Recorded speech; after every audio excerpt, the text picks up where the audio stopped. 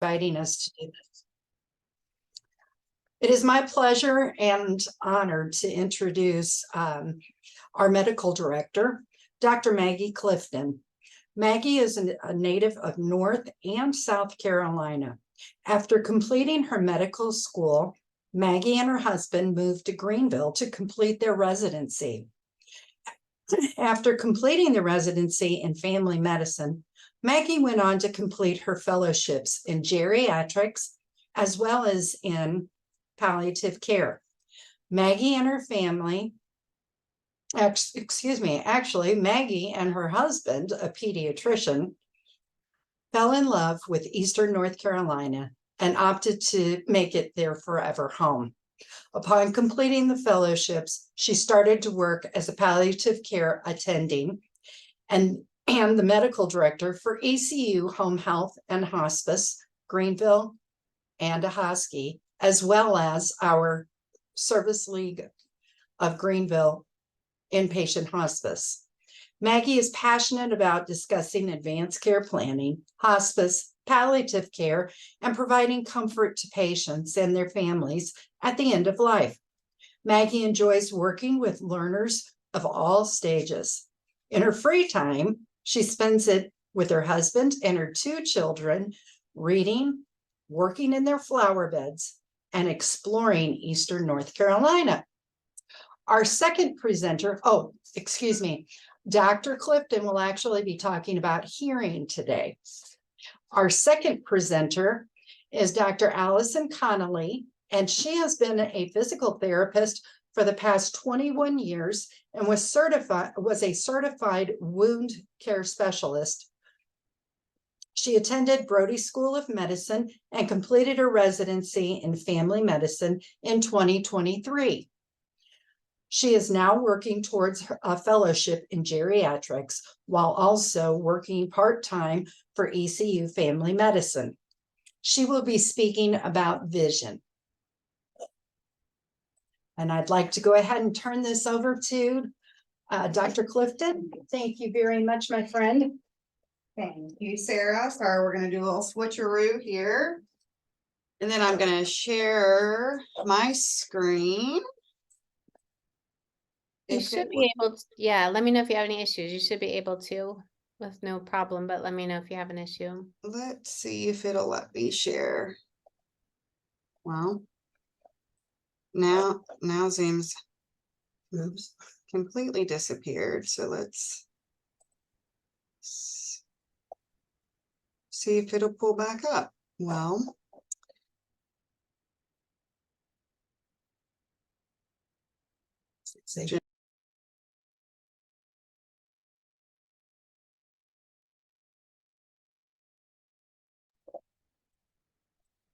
okay. Let's go ahead and y'all should all be seeing my screen now. I'm hoping. I'm going to move this. Yes, we can see it. Okay, well, thank you guys for having me. Sorry for the technical difficulties. That always happens, right? We're really excited to be presenting today. I appreciate the opportunity to speak with you guys, and I'm really excited to be speaking with Dr. Connolly, who brings just so much knowledge, being a physical therapist and also wound care specialist. So I'm really excited to be speaking with her, and I appreciate her joining us. So I'm going to be talking about hearing, and then I will turn it over to Allison, to Dr. Connolly, to talk about vision. We have nothing to disclose. So in talking about hearing, it is a really prevalent problem, to be very honest with you. Sarah told you earlier that my background is in geriatrics, and hearing loss as we age poses a very, very large problem for us. So just briefly wanted to show you that it's the 4th most common chronic disease in older adults. And as we age, the incidence of hearing loss actually increases. So very important to realize. Before we can, I know that obviously not everyone here is a clinician, but it is really important to tell you that as we age, our body also ages. That might be shocking to you guys to hear that we're not in the same shape when we're 70 as when we were 10. One of my mentors actually used to always say that If you drive a car for 200,000 miles, you're going to expect some wear and tear, some breakdown, have to replace some parts. Same thing as we age. Our 95-year-old body is going to experience some wear and tear, and a lot of that is natural. And one of those is actually some changes to the anatomy of our ear. So our ear canal becomes more thin. We actually have an increased risk of impaction due to earwax. And so that can actually lead to hearing loss just from having too much earwax in our ear. Our tympanic membrane, so that eardrum essentially, it becomes thicker and more dull. And then our joints, even in our ears, have degenerative changes. And so it decreases that sound transmission. So there actually are anatomical reasons for hearing loss as we age as well. So just a quick view here. This is on the right is ear wax in the ear, so you can have an impaction from earwax, and that's showing you on the left side too in a drawing. So the normal hearing, so most of us can process frequencies 20 to 20,000 hertz. This changes as we age, but I just wanted to give you that normal range. Unfortunately, there isn't a universally accepted definition of hearing loss as far as frequency and intensity. Those thresholds can vary depending on the reference, but mild hearing loss is usually associated with frequencies under 25 decibels, and moderate hearing loss is if you can't hear things under 40 decibels. There are risk factors for hearing loss. At the top of our screen is increasing age. You heard me say earlier, those anatomical structures change, and so increasing age is one of the biggest risk factors. Loud noise exposure. So if you have a job that has a lot of sound, say you're a construction worker and you're around a jackhammer all the time, or say you're a sound technician and you're listening to sound checks in big stadiums right by the speaker. So thinking about what the exposure to loud noise is frequently and a recurrent exposure to that loud noise. Ototoxic drugs, so oftentimes the medications that we give people increase their risk for hearing loss. Think about chemotherapy can cause some hearing loss, so we need to be also mindful of what we're giving patients. And then things that you might not think about: smoking, and then other medical conditions such as diabetes, atherosclerosis, so that's buildup of plaque in your blood vessels, or immunosuppression. So if you have, say you're a transplant, you've had a heart transplant or a kidney transplant, and you're on immunosuppressants for that, or for another medical condition, it can increase your risk for hearing loss. The most common cause of hearing loss as we age is actually presbycusis. It's the hearing loss associated with aging. And typically this is a gradual progressive decline in our ability to hear high frequency tones. So the easiest way to think about this is, as we age, it's harder to hear higher pitched noises or voices. So those female voices that have a really soft, sweet, higher pitch are typically harder for our older patients to hear. It typically affects both of our ears, and it worsens with time. And this is the most common cause of hearing loss as we age. Currently, I know that y'all are here for me to tell you that there's a lot of evidence and why we should get a hearing screen every single year, but the United States Preventative Task Force actually can't quite agree on this. And so most primary care physicians take the recommendations of the USPSTF for screening guidelines. Think about colon cancer screening or breast cancer screening. The USPSTF has a unanimous guideline on when you should do that, and it gives a grade. So yes, you should do this. No, you shouldn't. We don't know. That's how I'm going to basically tell you the guidelines are recommended. So for annual hearing, it's actually insufficient evidence to support annual screening for hearing loss in older adults. That doesn't mean you shouldn't do it. It's just that there isn't necessarily the literature or the data that's overwhelmingly positive to say absolutely we should 100% do a hearing screen on every patient as they age. There is data to support it, but there's also data that says it may not be beneficial. So that's why there's a great insufficient data to support. So I will, on the counterpoint of that, say that there aren't really any studies that have reported harms on screening or treatment, right? So I don't know if you've had a hearing screen, and I'll go through that in a second, but They're not super invasive. They don't typically cause harm to the patient. They might be annoying. They might disrupt their day because they have to go have this done. It might make a primary care visit or your visit to your geriatrician longer, but there isn't necessarily harm.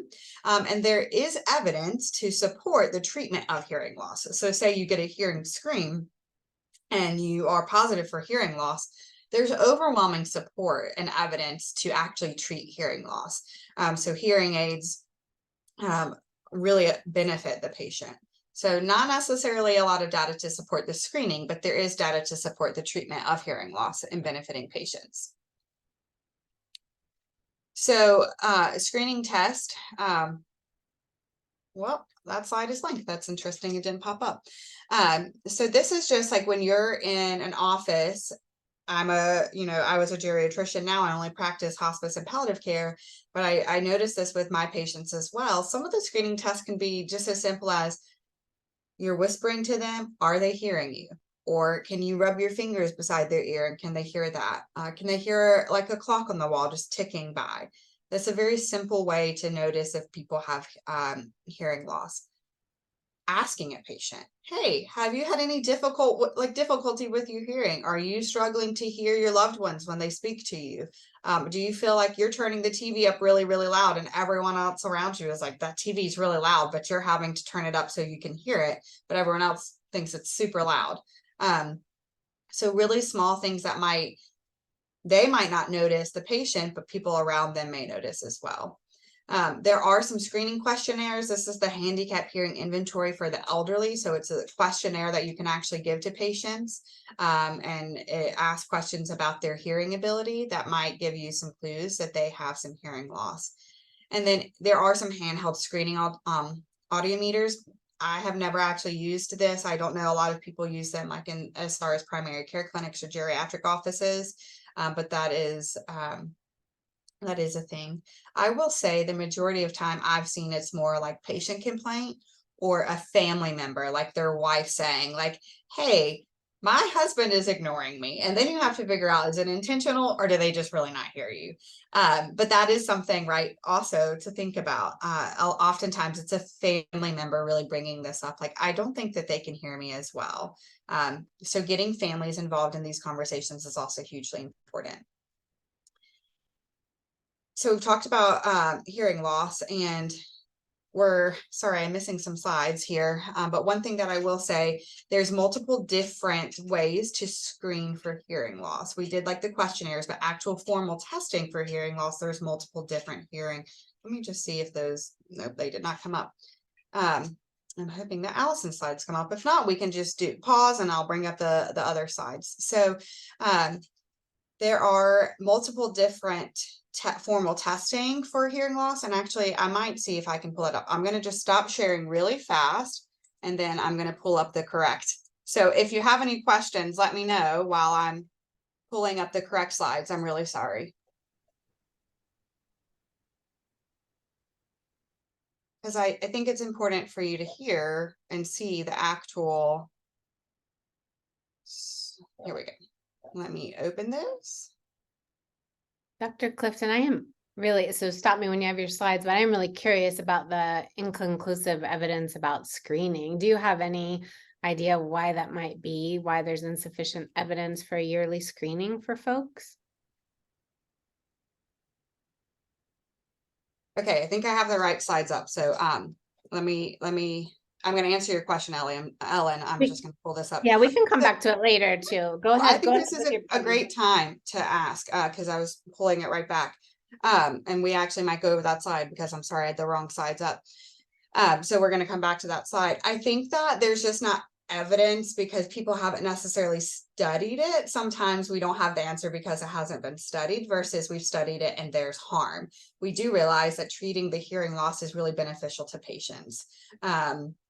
And so I think that it might just be that there's a lack of literature, not that there was necessarily literature to support against yearly hearing screen, but more that there's just not enough to support it, if that makes sense.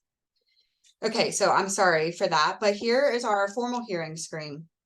So these are when we've done that screening on this past one. Say I had a patient that came in and the wife is like, my husband can't hear me and I want to do a formal hearing screen.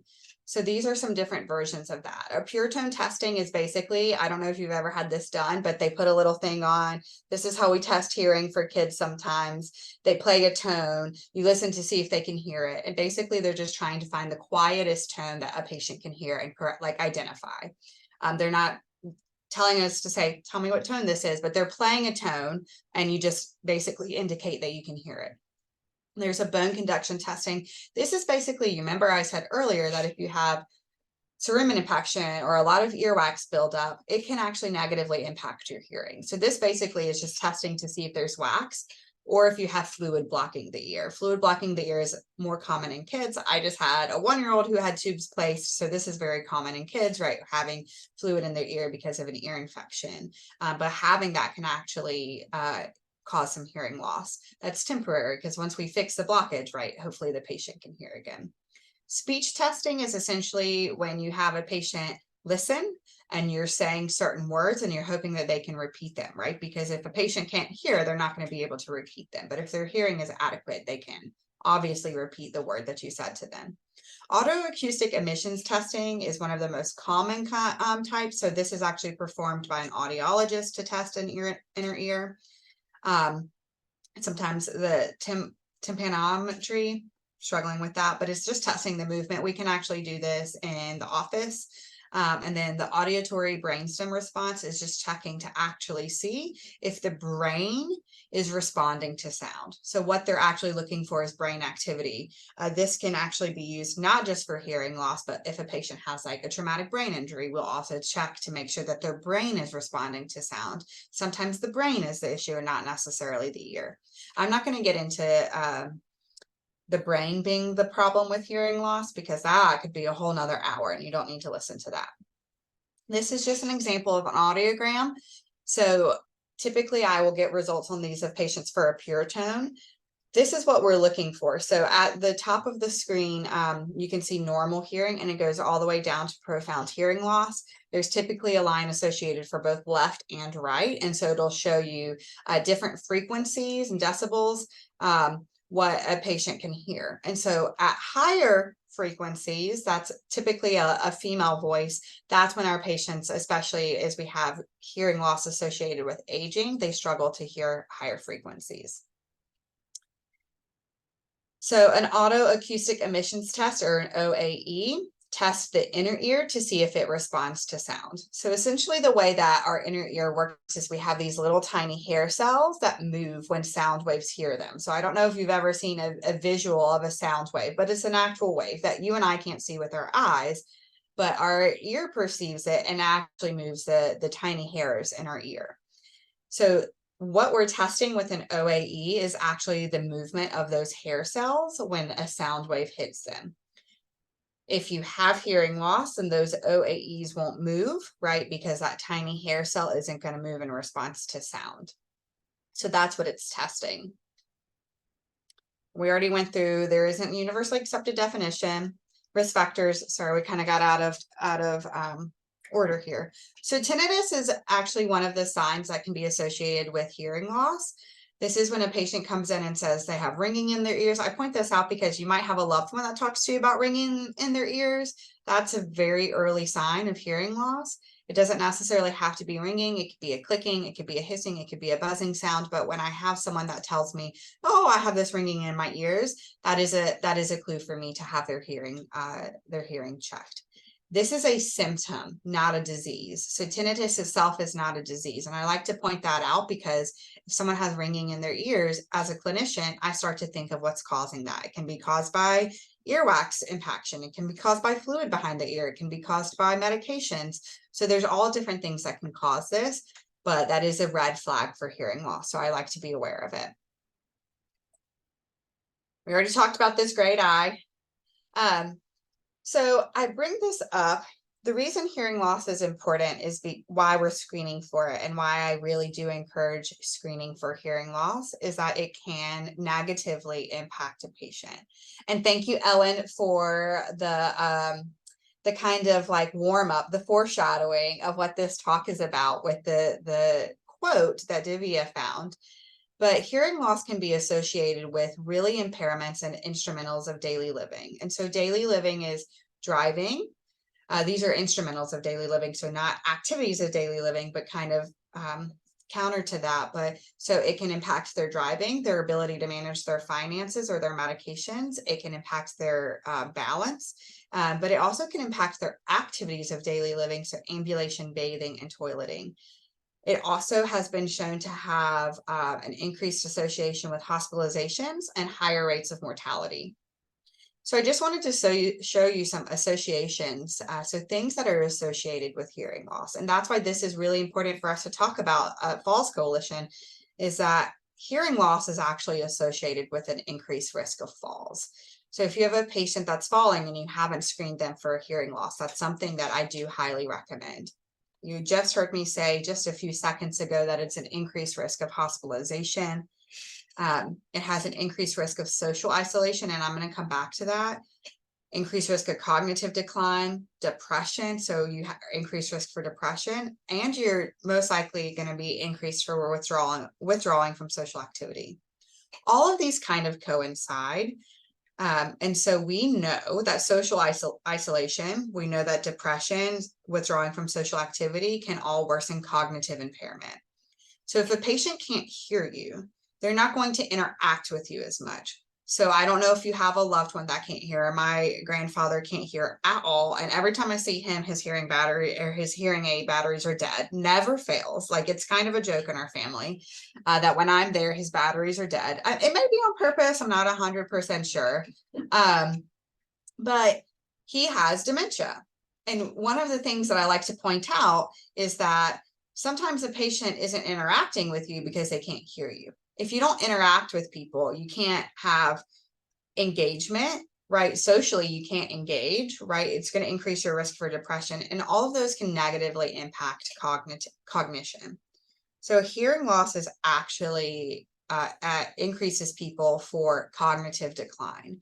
Cognitive decline, what you're hearing me say over and over and over again, can lead to dementia. So cognitive impairment are patients that have issues with their memory. And we know as geriatricians that we're going to have exponential amounts of patients with dementia as time goes on. We really anticipate that. So if we can positively impact someone's cognition by just something as simple as, hey, you have mild to moderate hearing loss, let's put some hearing aids in your ear. That's huge. If their cognition is being impacted just simply because they can't hear, that is something that we can actually change, because there's a lot that we can't change with dementia. There's a lot of treatments not available to us. We don't know a lot of how we can change the rate of cognitive impairment or dementia, but we can change hearing loss. That is something that we can act on, and so that's really important. So for mild to moderate hearing loss, we do recommend hearing aids. They're now being sold over the counter, which is awesome. One of the barriers to hearing aids is cost. I have a lot of patients. I'm in Eastern North Carolina. I see a lot of patients in rural settings that don't have good income. Socioeconomic status is very, very low for my patients. And so hearing aids, sometimes the barrier there is cost. So I'm really excited personally that hearing aids are going to be offered over the counter.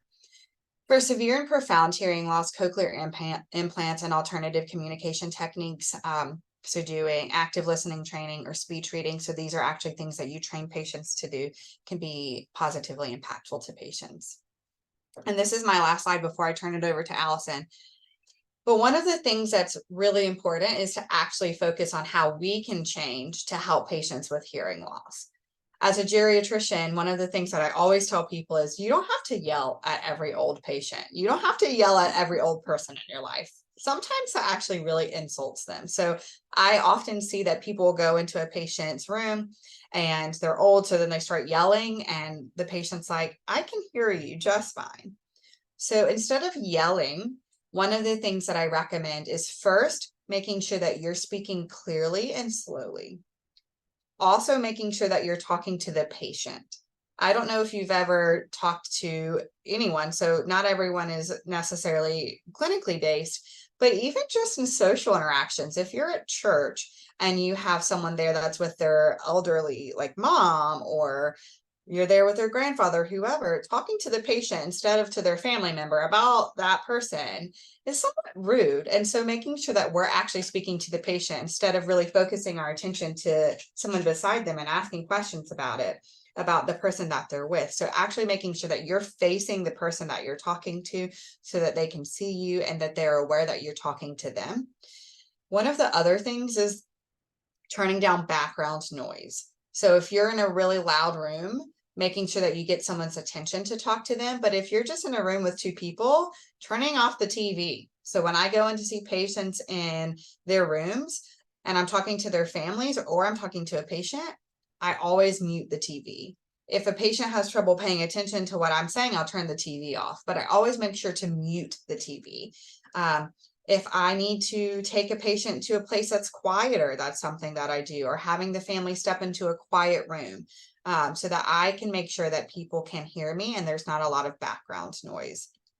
I also, if patients do have trouble hearing, sometimes they'll indicate to you that one of their ears is better than the other. And so if they tell you like, hey, my right ear is better, I will try to really focus my sound, so my voice towards that ear. Also making sure that they understand you. So sometimes hearing loss, if English isn't their first language, then talking to them in their native language is also super important for hearing loss as well. So they're struggling to hear you and they're also struggling to understand. So making sure that you're decreasing barriers to them getting the information that you're trying to present. Making your face visible. This was really hard with COVID. We had masks on. That really did, I feel like, negatively impact patients with hearing loss. So now that we don't have masks, I think it's a little bit better, but being mindful that you're facing them. So I was really guilty of, when I practiced, I would type when I was talking to patients. Like if they were talking to me, I would type at my computer, and sometimes I wasn't always facing them. And so I really try to be very, very mindful of facing them, having my face pointed towards their face, because if they're lip reading, that's important, but also because my sound is directed towards their face, making sure that there's good lighting. And then the other thing that I will really tell you is give them time to respond. Sometimes we think that we're being helpful by like hearing the first few things and trying to finish the sentence for them. But really giving people adequate time to respond is hugely important in any walks of life. So patients with a speech impediment too, giving a patient adequate time to respond. And same thing with cognitive impairments, giving them time to respond, because as we age, sometimes it takes a little bit harder, a little bit more time for the information to get from our brain to our mouths. So sometimes we're like, oh, they can't hear me, I'm gonna move on. Maybe we just didn't give them time to respond. So communication is really, really important.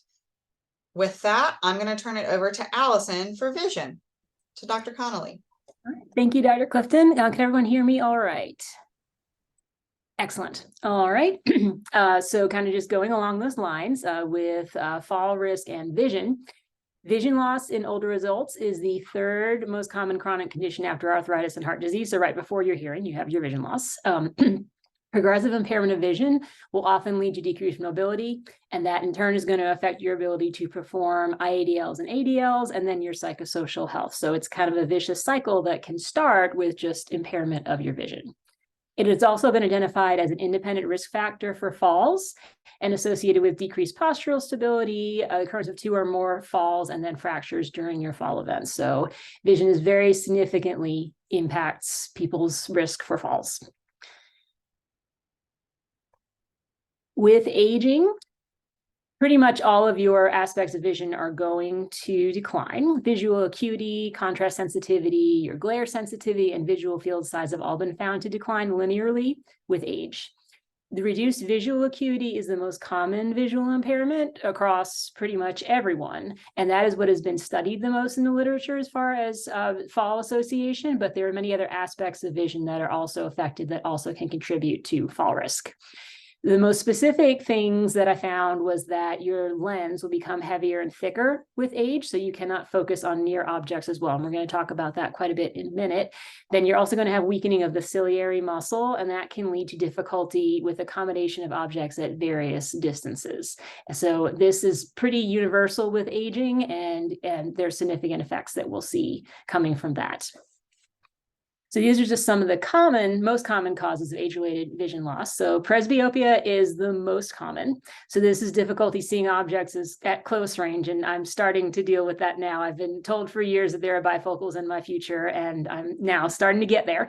So you can see from this picture that with that thickening of the lens that happens with presbyopia, your focal point is further back in the eye. So that's going to make you, when you're trying to see your close objects, push them further away because you don't have that far vision, or rather your far vision is impaired there.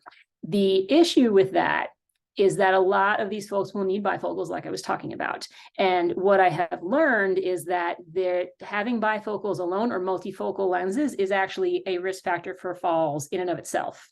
What will happen with multifocal glasses is it blurs distant objects in the lower visual field. So that can impair your depth perception as well as your contrast sensitivity, especially when you are outdoors on uneven surfaces or climbing steps.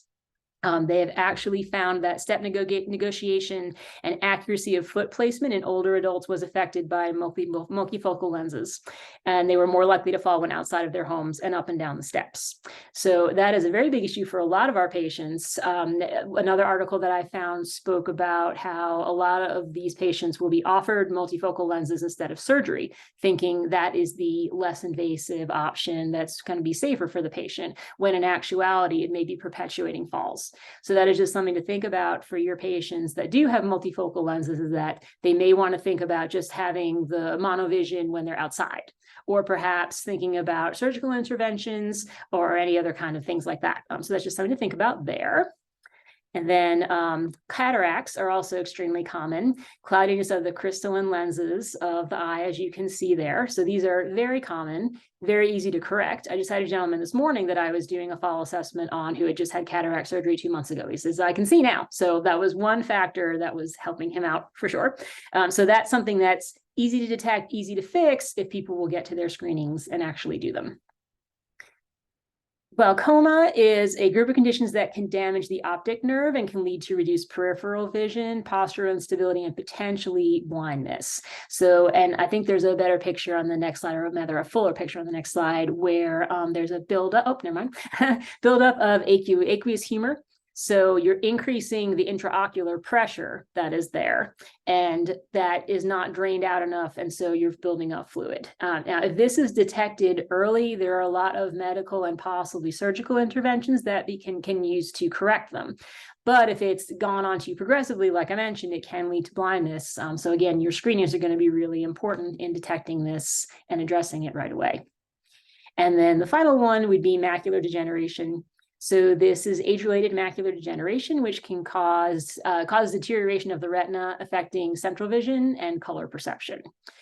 This unfortunately is progressive, and there is not as much you can do for this, but very important to detect that early to see where things are going to go and to try to prevent as much as we can from deterioration happening. So you can see there how between dry and wet macular degeneration, that central vision is what's getting affected there, whereas glaucoma is a lot more peripheral. So with your vision screening, in addition to increasing risk for falls, impaired vision and blindness can lead to decreased life expectancy, decreased ability to perform ADLs like we talked about, decreased quality of life. So it's one of the top 10 most common causes for disability in the US. And many of these impairments, like we're talking about, you can either prevent or modify them if you detect them early. So an annual eye exam is recommended for all adults over the age of 65, especially if there's a history of diabetes or diabetic retinopathy, cataracts, or any other visual pathology. But unfortunately, less than 50% of older adults who are eligible for these eye exams are accessing these services. So we, both as clinicians and just members out in the community, I think have a very important role in recommending that folks go ahead and get their vision screening, because there's so many things that we can correct really easily or screen for really easily that could lead to a lot more trouble down the road. So that's going to be super important for our patients in the future. So regular eye exams can ensure that appropriate corrective eyewear is being used and to screen and diagnose for common visual impairments like we were talking about. Older adults with visual impairments need to be educated on the increased risk of falling, and this needs to be tailored to them individually with ongoing reinforcement. So a multidisciplinary approach to visual impairment and fall prevention is often necessary due to all of these factors that are contributing, because your vision can affect how you're able to do your insulin shots. Like, can you see enough to be able to do that? Do we need to put different colors on them to be able to know where they are a little bit more? I had a gentleman back when I was a therapist. He had pretty severe diabetic retinopathy. Like he really couldn't see much of anything except shapes at this point in his life. And somehow or other, he always knew when it was me coming down the hall. I would be 200 feet away. He'd be waving at me, shouting out instructions that he wanted me to do. And finally I said to him, Bob, how do you know that it's me? I know you can't see me. And he said, you have the darkest hair of anyone. And that is how I see by the contrasts. So a lot of times you have to work with what people have. If that's all he had left, he was able to use that to figure out that it was me and give specific instructions for me, because he had specific instructions for all of us, of course. So kind of working with the vision people have and playing to the strength that they still have is extremely important, and making sure that what they are able to do, they're able to see correctly. And then there are my sources. Any questions for us? I apologize for the technical difficulties. I think when you become a geriatrician, like you automatically become really bad at technology, right? Like as we age, the joke is we're really bad at technology as we're older. So when you become a doctor who takes care of older patients, I think you automatically become bad at technology too. Sarah says it's contagious. Thank you guys for having us. I'd be happy to answer any questions, Dr. Connolly, or I don't. Mary Hall said, yelling actually raises your pitch, which makes it even harder for them to hear you. Exactly. So I give a lecture to medical students every year on like introduction into geriatrics. This is right before they go into third year of medical school, when they like actually start to get out into the real world and see patients. And I do this like true or false game with them. And one of them is, you should yell at people if they can't hear you. And I try really hard to tell them, like, no, just because you turn 65 doesn't mean that people automatically need to shout in your direction. So I think that is really important to hear. And sometimes if there is myself in a room or a male colleague and I have a patient that can't hear, I will often see if they can hear my male colleague better, or I'll try to talk in a deeper voice, and definitely take my time. Any comments, questions? Dr. Clifton, there's a comment in the chat, and it struck me as well about your comment about the medications that affect hearing loss. I'm sorry. Yes, you mentioned let me diabetes medicines, and the comment is that there's so many people that take medication for their diabetes, and how do we, I mean, obviously they need that just as much as anything else, but we want to make sure we're protecting their hearing as well. So can you address that? Yeah, that was a great question, Rosalind. Thank you so much. So I think, and Dr. Connolly, feel free to jump in at any time. But I think one of the things about being a geriatrician is having, and definitely in hospice and palliative care, but having open and honest conversations with your patients about risk versus benefit. So if the benefit from treating diabetes outweighs the risk of some hearing loss, then I think that then the most important thing there would be diabetes medications. But say they're taking a medication that's over the counter for like a sore throat or aches and pains or something, then obviously we need to have a more thorough risk versus benefit conversation with our patients. And so I think that it comes down to having individual conversations about everything. But what I will say is that oftentimes as physicians, we don't realize that some of the things that we're providing to patients for treatments, for one thing, can actually cause other medical conditions. And so that is something that I really try to discuss with other physicians or other providers, so PAs and nurse practitioners, is that sometimes the treatment that we give actually causes more problems. And so that is very important. Rosalind, thank you for bringing that up. We really need to talk individually about medications and the risk versus benefit of those medications. And And then Rosalind also said, what about tinnitus from or after COVID? So again, there you go. It's a symptom, not necessarily the disease. Unfortunately, tinnitus can be long lasting. Something could have caused that. And so I think for us as clinicians, it's really beneficial to think about what is the underlying issue causing that symptom. And so whether that's COVID or whether it's a cerumen infection, so whether it's that they have earwax blocking their ear canal, or whether it's a medication, or whether it's loud noise exposure, or they had a concussion that caused ear ringing. So, something for us to be mindful of, and then working with patients, because that can really negatively impact their quality of life. Can you imagine just having ringing in your ears forever? That would really negatively impact someone's quality of life. So talking to them about that and how we can improve that is really important. Sorry, I thought I saw another one.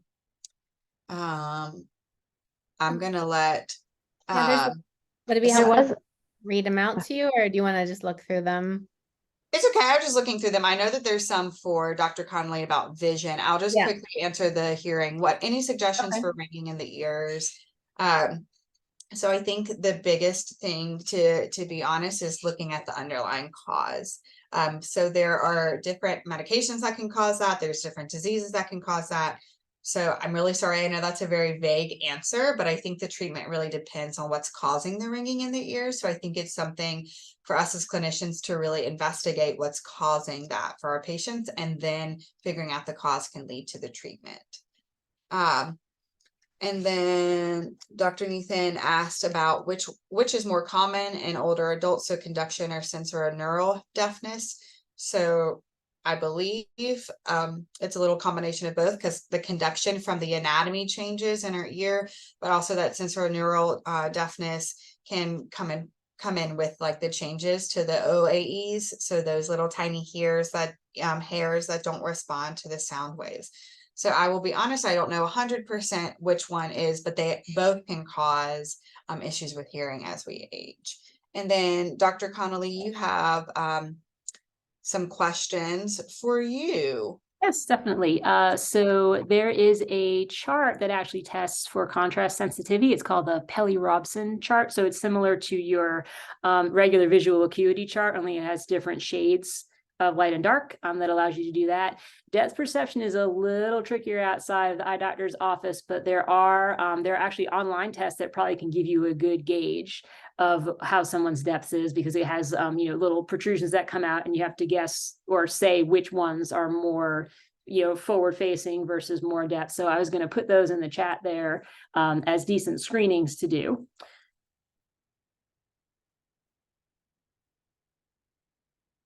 And then did I see another one for me in there? There we go. Got that. Any other questions about vision? yeah, that Christina asked if there was, and you kind of are mentioning this now, the vision screening tools that can be used by non-vision specialists. Oh yeah, yeah. Those of us just interacting on a day-to-day, how can we help them assess their need for further assessment? Yep, just the regular old eye chart can really make a big difference. And for every line that someone is lacking on the chart, there's significant repercussions as far as balance and falls. So even just doing that in the clinic and saying, look, you are not at 20/20 any longer, you really need to go see an eye doctor, is a huge step in the right direction.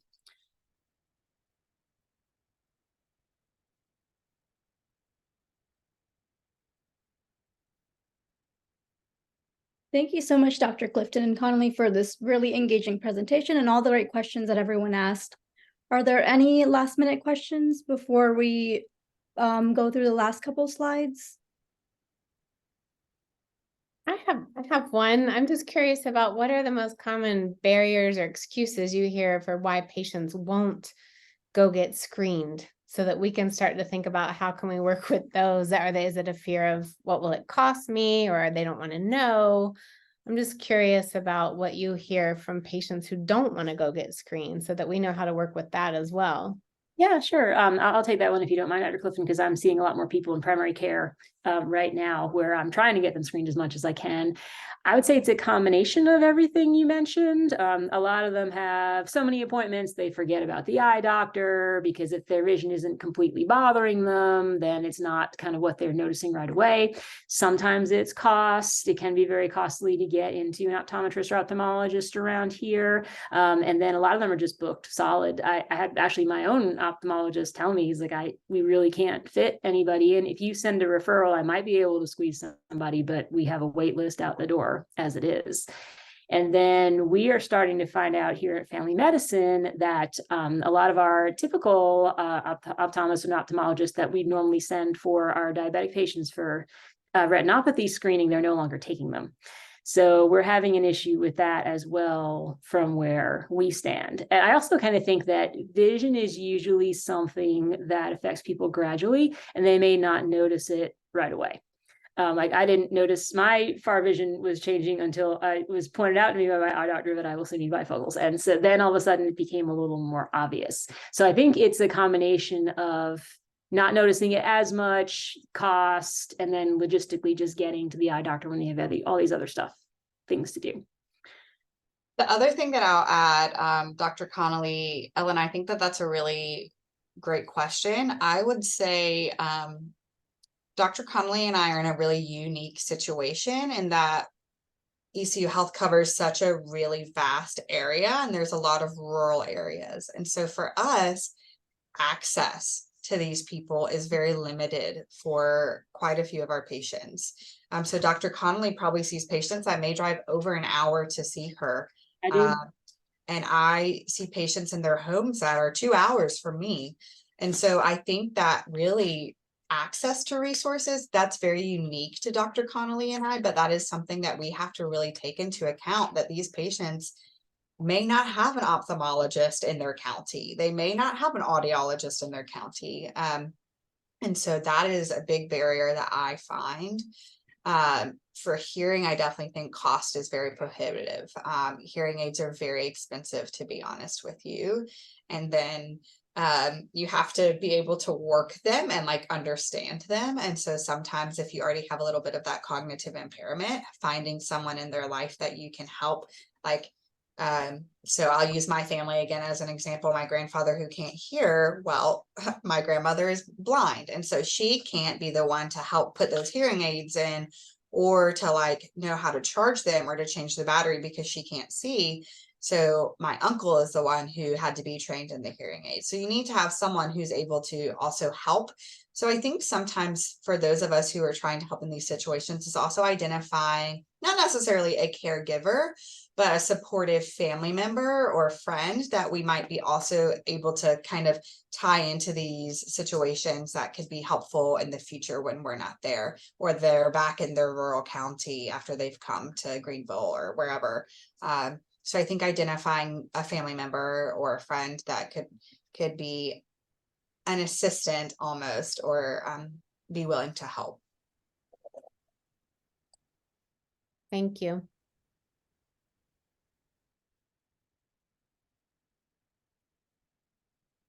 Thank you again so much for your presentation. All right, so can you guys see my screen? Yes. Mhm. Okay. Yeah, we just really want to appreciate you all for joining us for our Falls Prevention Awareness Week virtual webinar series. This was our first time doing this for Falls Prevention Awareness Week. And so any and every feedback is really valuable for us so that we can continue to improve future events and future webinar series. So we have a brief 5 to 10 minute survey that we would love any feedback on your experience throughout the week with accessing the Zoom links, with signing up, all about the experience, the speakers, so that we can continue to improve over the next few years. So if you could, I'll drop this in the chat so that you guys could take the survey, but there's also this QR link. And if you just take your phones out and your cameras, you should be able to access this. I'll give you guys a few seconds to do that.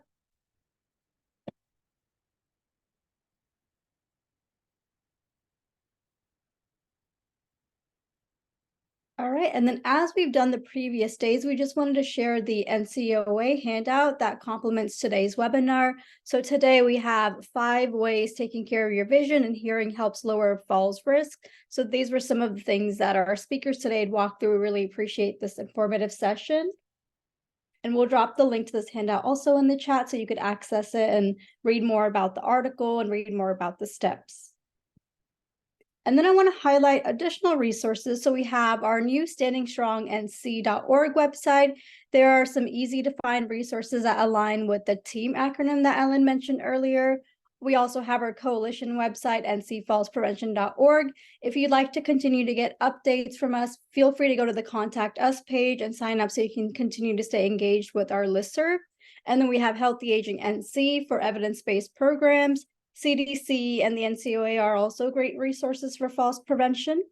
And then if you are doing a watch party today, here's a discussion guide and the great questions that follow up from today's webinar. So we really suggest that if you are hosting it today or some other time to walk through some of these great questions. And then here's our contact information if you have any questions or comments. So again, we just wanted to really thank you all for tuning in throughout the webinar series and the great engagement we've had thus far throughout the week. And I'm going to pass it over to Ellen or Ingrid if you guys have any statements that you wanted to say at the end as well. I just want to highlight, I did see a question and I from Jennifer, and I put a link in the chat. It's ncfallsprevention.org and it says minutes and presentations. And there you'll find, we'll make sure everything is up there in the next few days, all the recordings and slides, anything from the webinar series that we have, any notes like that, we'll post there. And I also posted the link to the handout that Divya mentioned. So hope that that was it. And if you don't find what you're looking for, feel free to email us at the contact information that Divya just shared as well. I think that's it. Ingrid, do you have anything? Just lifting up a note that Rosalind mentioned in the chat that the link to the survey isn't quite working. I see Divya just put the link back in there. But the QR code is working. So if you have access to the QR code, go ahead and use that. I don't know if I think that's the same link that I had posted, Divya. I think I sent the wrong link to you first, so ignore the first link. But then gotcha. It works, so I apologize for that. Yeah, it's working now. Okay, great. Thank you. Yeah, thank you, everyone. Have a great afternoon. And thanks for the work that you do every day. Thanks, everyone.